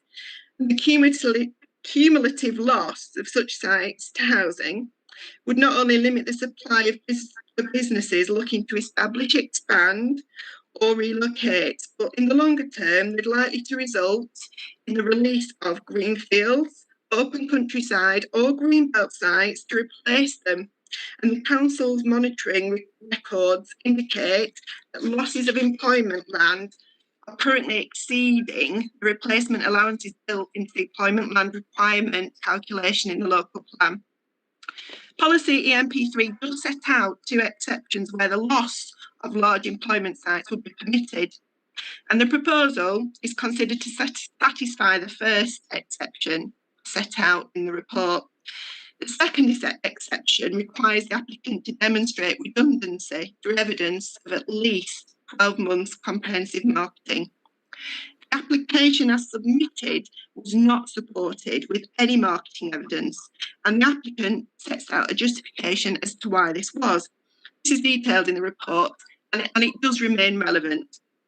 Since publication of the officer report, the agent has provided evidence of a 9-month marketing campaign that postdates submission of the application, and this is reported in the late correspondence sheet. It provides evidence of a widespread and proactive marketing campaign, which the commercial agent confirmed has attracted various viewings but no offers. The commercial agent's view is that the lack of interest is due to the distance from the motorway and the compromised access. Policy MP3, it requires evidence of at least 12 months marketing, and the justification put forward in the submission does not demonstrate exceptional circumstances that would make a lesser period acceptable. And furthermore, the evidence itself is considered lacking in depth and detail. Accordingly, the loss of the site for employment use remains unwarranted and is therefore contrary to the local plan. In respect of highway safety, the submitted transport statement uses robust data to demonstrate that safe and suitable access can be achieved. The Highway Authority has reviewed the statement and does not object to the proposal, subject to conditions and information being submitted as part of the Reserved Matters application. The application is therefore considered to be satisfactory on highway safety grounds. The other matters identified in the report can be reasonably dealt with through the imposition of conditions and would not warrant a reason for refusal. Approval of the application would be contrary to the local plan, the NPPF, and the statutory duty to preserve or enhance the character or appearance of the conservation area. Regard has been given to the case that has been put forward by the applicant. However, it is found that the harm would not be outweighed by the other considerations or the stated benefits resulting from the development. Accordingly, the application is recommended for refusal. Thank you, Chair. Yes, thank you, Erica. Going to bring in Councillor Birtwistle. Thank you, Chairman. Well, this is obviously a big decision tonight on this mill, and I've took quite a bit of time to read the report and actually visit the site. The point made by the officer that this is a well-maintained asset for Briarcliff somewhat surprises me, because the asset is steadily deteriorating before your eyes. The point of it could be an employment site. It has been an employment site, but companies, modern day companies, do not want to be stuck in an old mill miles from a motorway on narrow roads that HGVs struggle to get down. So as a future employment site, it has extremely limited use. I accept that that in the old days we needed these mills, but unfortunately those days have long since gone. I'm not one that wishes to demolish everything, but I do think on this occasion that this mill has come to the end of its time. There is lots of arguments within the council, in the planning department, about we need modern day housing for our residents, and Briarcliff is an attractive area where new housing would obviously sell well and bring and take and have a decent price. The comments from Mr. Hartley about the developer, even though he hasn't done it here, the developer looking at what you would call the most significant parts of the building, and I don't know which they are, but there is a couple of bits that stand out to me when I was walking round, and I think one of was the engine house. That seemed to be in reasonable condition. Then he is prepared, or his client is prepared, to consider keeping these in place and build it and incorporate these within the outline of his plan, and they will be incorporated into the new housing development, which would set the new, as I think, I haven't seen the drawings, I don't know what they are, but I would think that these would set the new development off pretty well. I don't know whether we will be able to incorporate these parts of the mill that I think are savable by looking at the mill. Whether they could incorporate them and use them as apartments or something like that, I really don't know. I am not an architect, so I don't know. But the site is not going to improve. It won't be long before we get fly tipping and dumping in the area. It won't be long before there's a fire. Usually in these old mills, we get a fire. And once the fire starts, then the deterioration comes on very, very fast. I think time has moved on. These mills, even though they're part of our heritage, and I don't wish to destroy our heritage, but these mills now have passed the best. It isn't well kept. I have to say, I went up and I was somewhat surprised at the condition of it. After reading the report, I thought it would have been pristine. It's far from pristine, and it's soon, the roofs they have on these, the Southlight roofs that they have, soon begin to leak, and they get flooded, and the lead work. It's not long before somebody nicks all the lead off the roof, so that makes it even worse. So I would like to propose, or not propose it yet, but I will, at the end of this debate, I would like to propose, and I don't know how this works, that we approve this on the condition that the developer comes back with proposals to use the most significant parts of the mill that are worth saving and incorporates those into the new housing development on that site. I don't know where the boundary of the is of the conservation area. If the part that's worth saving is within the conservation area, because this mill must be right on the boundary. I don't know whether the whole mill is in the conservation area, but if the parts that are worth saving are within the conservation area, then that would satisfy the thoughts and the ideas of our planning officers. I understand that the 3 ward councillors for Briarcliff would be happy to go along with this. That's what they've told me. I mean, they might have changed their mind after I've spoke, but at this moment in time, they are happy to go along that. And I think this will be a solution to a problem that will go on and on and on, because nobody is going to use that as an employment site anymore. So if we could have a really nice development incorporating the parts of the mill that are worth saving along with the new development, I think that will be the way to go. Now, if you could advise me, Chairman, on whether I move that now or whether I move it later, I'll be happy to take your advice. Thank you. Yeah, thank you, Councillor Birtwistle. What I will do is I'll ask our planning officer if she would like to answer some of the questions that you put forward.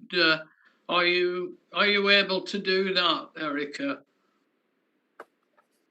Sorry, Chair. Is it all right if I come in there? I have heard from Erica outside of this. Yeah, I think obviously, whilst that has been mentioned about a condition, I'd be uneasy to say that we would happily accept it as a condition. I would like to actually go away and look at the technicalities of this, particularly around the description of development and sort of various case law as well, as to the description does say demolition, and that would fundamentally put us at accepting that demolition is there. And also, as part of an outline, it's always been my experience that outline permissions cannot you cannot use an outline permission for existing buildings. Now, whether that in part is allowed, I would have to check, and it's something that is not used very regularly. So I would say that if we were minded not to accept officer recommendation, at least accept a deferral so that we can bring it back to the next committee. Thank you, Chair. Right, yeah, thanks for that advice. Yeah, Councillor Graham wished to come in. Yeah, I was champing at the bit then when Mr. Hickey was speaking. Yeah, I mean, basically, what your officers are saying is that if you approve this application, you're giving them carte blanche to demolish and get rid of the heritage aspects of this of the mill. I don't think we need to defer it. I think we can make a decision tonight. It is a tough one. There's no doubt about it. I hear what Councillor Birtwistle said about the mill being past its sell-by date and the deterioration of the buildings and so on. And that if we just straightforwardly go with the officer recommendation, there's always the concern about the reuse of the buildings for unneighbourly uses, split into units and so on. And that might be something that causes more problems for the surrounding area. But what we need to do is to step back from either a complete approval of the application, a complete refusal of the application. What we need to do is actually refuse this application and ask the developers to go back to the drawing board a bit with the officers and come up with a better quality scheme. I know it's only outline and we're not expecting detail at this stage, but we need to have regard to the heritage assets that are on the site. some parts of these buildings are worth keeping.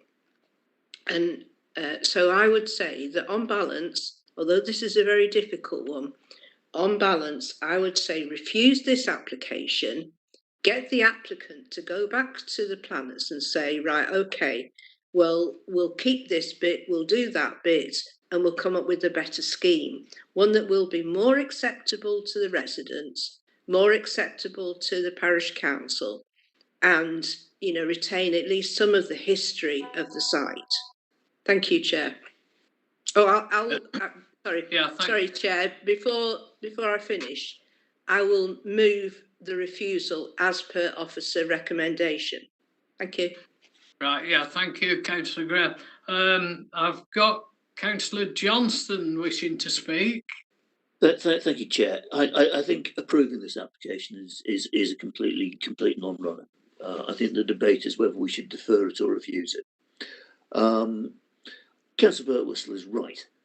Its commercial use in the future is very, very limited. Companies, he's right, that don't want to be stuck miles away from a motorway in an area where the road network makes it very challenging for large vehicles.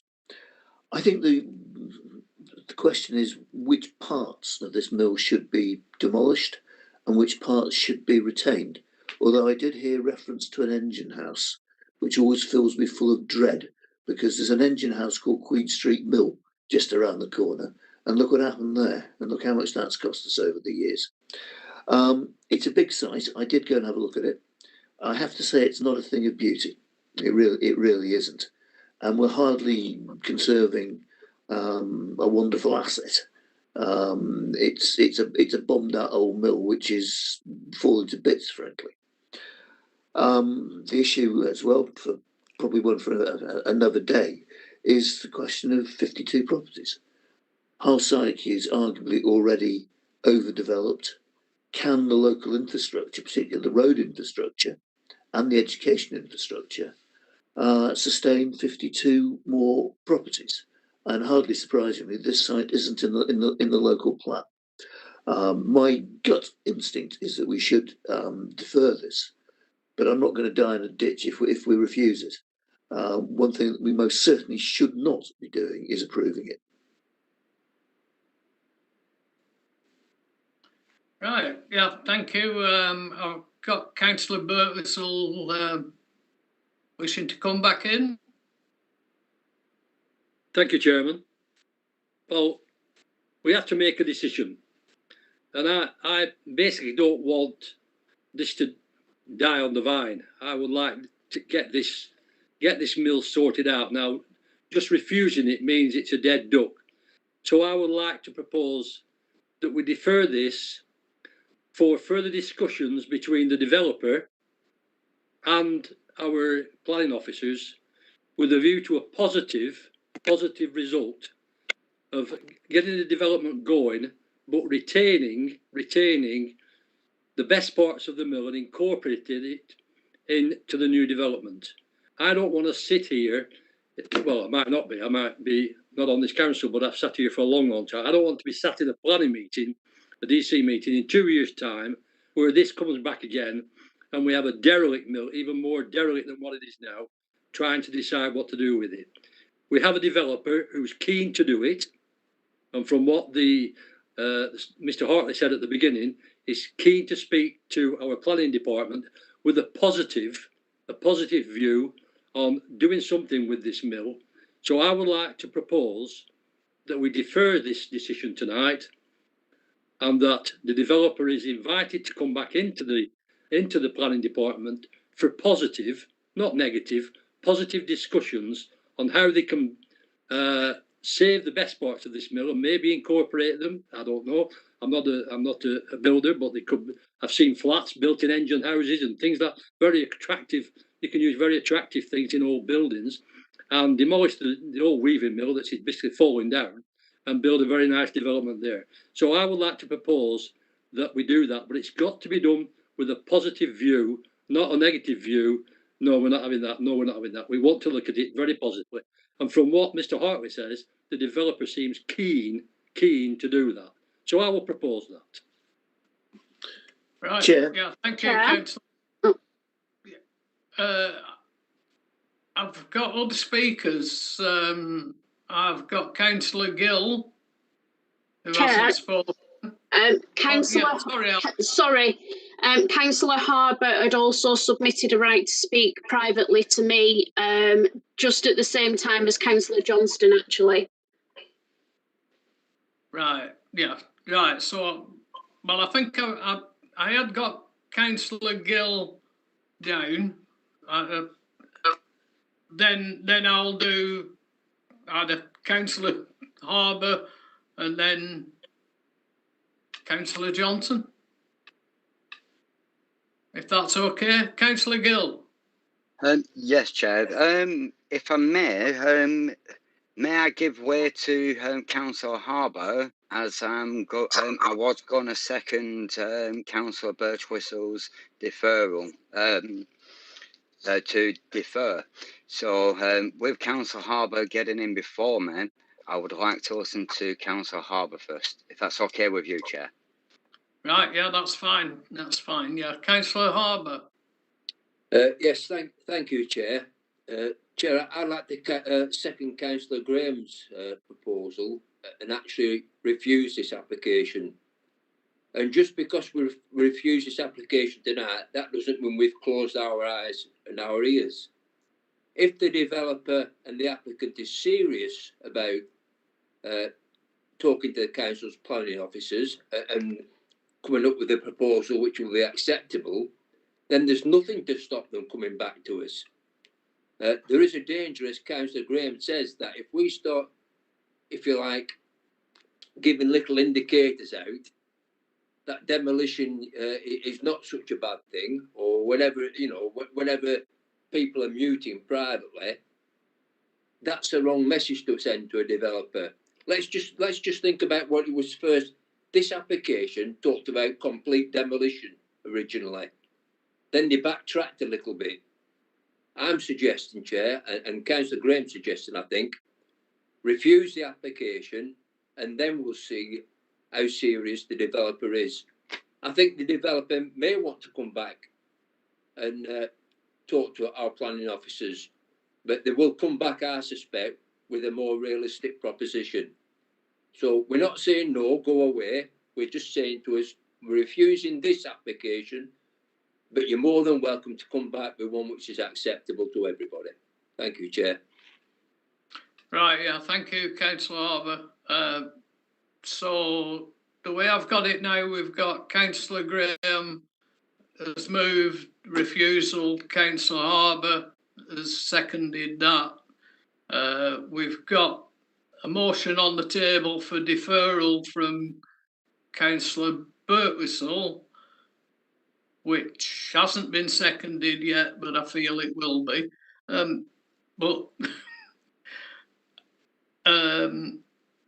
I've got to bring in Councillor Johnston. You were right, Chair, because I'm going to second what Councillor Birtwistle has moved. Right. Yeah. I think the phrase "wither on the vine" is apposite. We don't want to lose this project, and I think that what our planners need to do is to sit down with the applicant and decide what is going to happen to these heritage assets. There's no point saying, well, we'll leave the heritage assets and worry about those later, but let's build the houses. Any idiot can build houses, but it's deciding what to do with the heritage assets. And that means, I think, sitting around a table and discussing it, because it could well be that there is no future use for these heritage assets. And, joking aside, Queen Street Mill has been an absolutely enormous has needed over the years an enormous injection of public money. Believe me, I used to be the cabinet member for cultural services at the county council, and I must have spent a 6-month period about half my time trying to find solutions to Queen Street Mill. So if we have sort of Queen Street Mill 2 or a mini Queen Street Mill next door to it, with the whole thing unthought out, because we've ended up with a housing estate which frankly at the moment is too large. So I believe we should defer this, get around the table, and hopefully come back to the committee with a workable scheme that works both in housing and in heritage terms. Right, yeah, well, thank you. I think we've got a couple of issues on now. I think am I right, Alison, in thinking that we're due for the 5-minute break? We are shortly, Chair, but I don't know if you want to take the remaining speakers and then we have a motion on the table that has been moved and seconded and take a vote on that and see where we get to with that vote. We've got Councillors Gill and Anwar that have requested to speak. Right, yes, I think Councillor Anwar, yeah, Councillor Anwar, and I haven't forgotten about Councillor Gill. Thank you, Chair. As with all other colleagues on here today, I think this is a really difficult one because nobody wants to see derelict buildings. But I think as elected members, we also have a responsibility towards the heritage of our town. And I think what we've got to do is be really careful that, you know, if we defer, we might be in a situation where we'll get a half-cut project and then that gets pushed through because there's that sense of that fear that, oh, well, we need to do something with this. And I think what we've got to do is we've got to protect our heritage and our assets and the contribution that, you know, these mills and these buildings have made to our town. So I would be inclined to go with what my colleagues, Councillor Harbour and Councillor Graham, have said in terms of asking refusing this and asking the developers to go back to the table and let's see how serious they actually are about developing this, you know, a cultural asset that we have. Thank you, Chair. Yeah, thank you very much. And Councillor Gill. Thank you, Chair. Man would just to second Councillor Birchwhistle's motion. Yeah, it's already been seconded. But as we all know, it's already been seconded. Thank you, Chair. Yeah, thank you. Right, Alison, do you wish to? Obviously, we must take the first motion first, and then we'll see where the ground lies.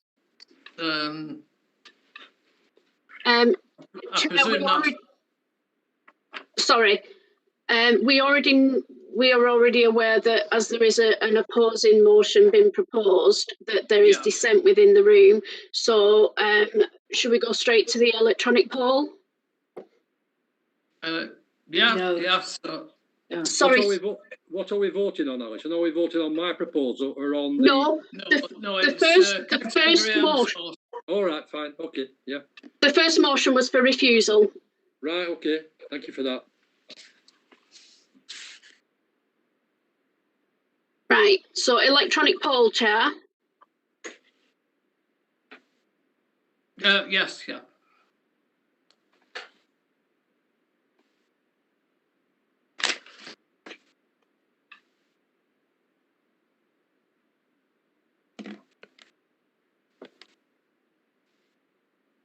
Okay, so the wording of the poll members is for refusal as per officer recommendations. So you are voting for refusal of the application, against refusal of the application.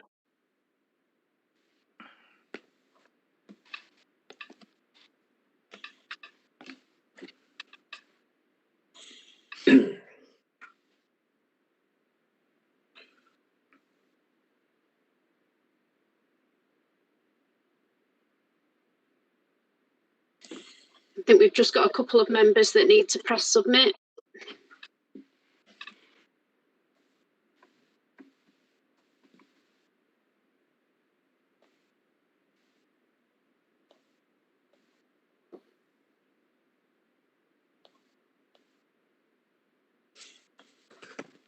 Okay, so we've got 10 in favour of refusal, 4 against and 1 abstention. So that motion is carried and the application is refused. Right, thank you very much for that. I know that we're, as I indicated, I think we're about due for the 5-minute break. However, seeing as we've gone through that one, is it okay if we just extend slightly, because we've only got the Alligates to consider. Carry on, Chair. Carry on, Chair. I really think we should do,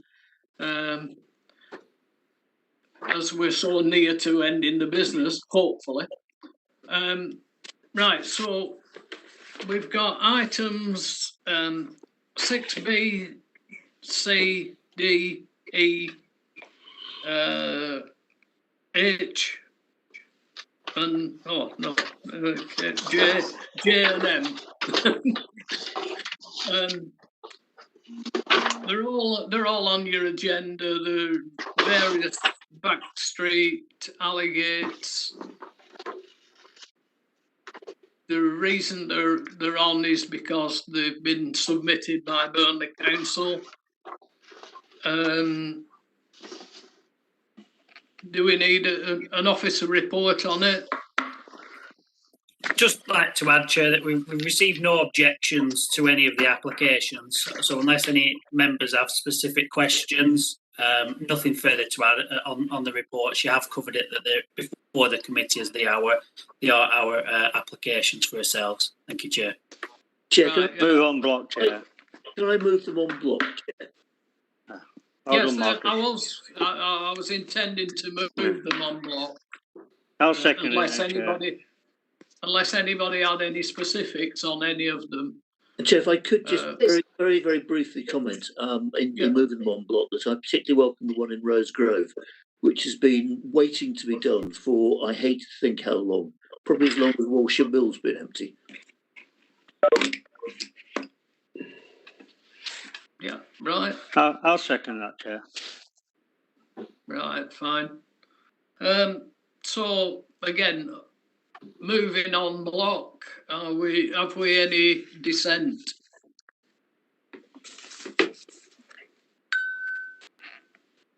No. I'm not seeing anything, Chair.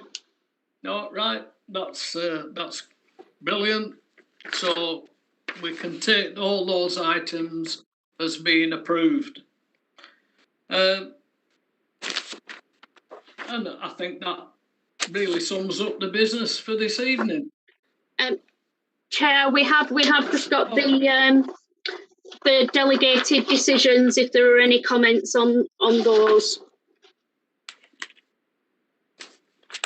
Oh, I can't find mine.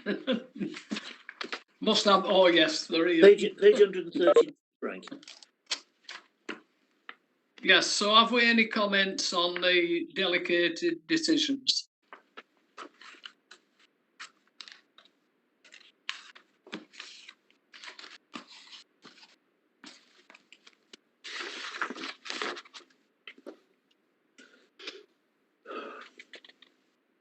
No comments, Chair. I'm not seeing anything in the chat, Chair. No. That one, Chair. Right.